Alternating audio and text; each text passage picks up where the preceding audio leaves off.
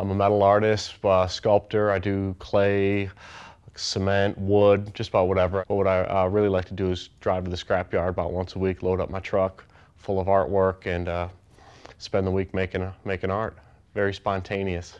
No formal welding training. I went to school for design originally with woodworking as my concentration. Got my studio behind used to be Thiggy's Pizza. I worked back there for a while, and then space came available here, which is now Linden Street Artworks, and my father-in-law and his ex-wife, they purchased the building, and I converted it into studio spaces for artists, and currently we have about 47 artists here with all different backgrounds, disciplines, different emerging artists and professional artists.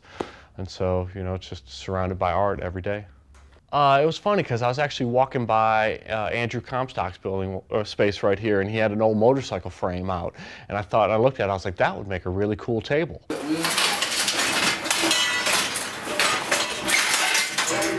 See, it starts from a pile of. Oh, number one. It is. This table's gonna be number one because it's on fire.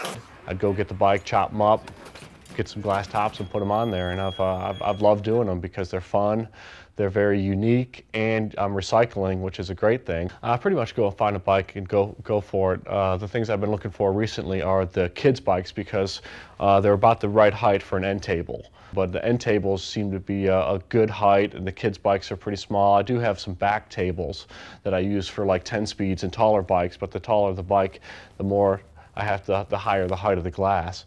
The first bike that I made was, I think, my best bike yet, and it was the Superman bike, and it was a little kid's bike that I got from Merritt's, and it was just cool. It had Superman on the front, and he was like going upwards, and it's funny because, you know, Superman's the Man of Steel, and I like to work in metal a lot, so it's sort of symbolic for myself, you know, the Man of Steel. The next one I made was Barbie. And Barbie's actually in the front window now next to Glitters. And Barbie's one of my favorite sculptural bikes because it has a very sweet girl, feminine frame to it. That's when I really started digging it because I started seeing the beautiful lines that bikes have, and that's one of the reasons I keep my eye out for interesting frames. I'm going to grind some spots on the bottom for the welds. I don't like to burn through the paint because it's pretty stinky.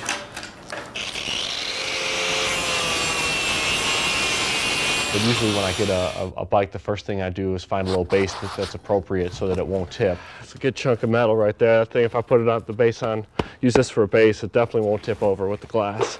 I'm going to grind a little bit of the rust off. It makes for a better weld. Weld it, tack it up there, and then level it off. And then I like to turn the forks upside down because if you keep them up like this, the glass sticks up and then you have a problem with the glass tipping. And then I'll come in and I'll tack some supports on the bottom to keep it really anchored to the base. And then I'll cut the spokes off the rims,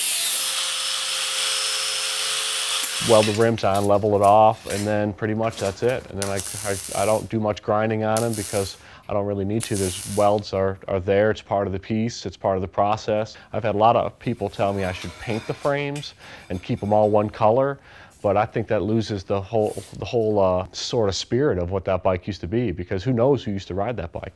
Somebody might walk by and say, that was my bike.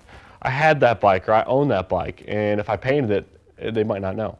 I haven't really shown them too many places outside of recycles. I gave Merritt a table in return for some bikes. I've got some down at the Green Bean right now, and a lot of them are just here at my studio, but I'm photographing them all, documenting them. I'll probably try to sell them online on my website, or just people come here at Linden Street Artworks and purchase them.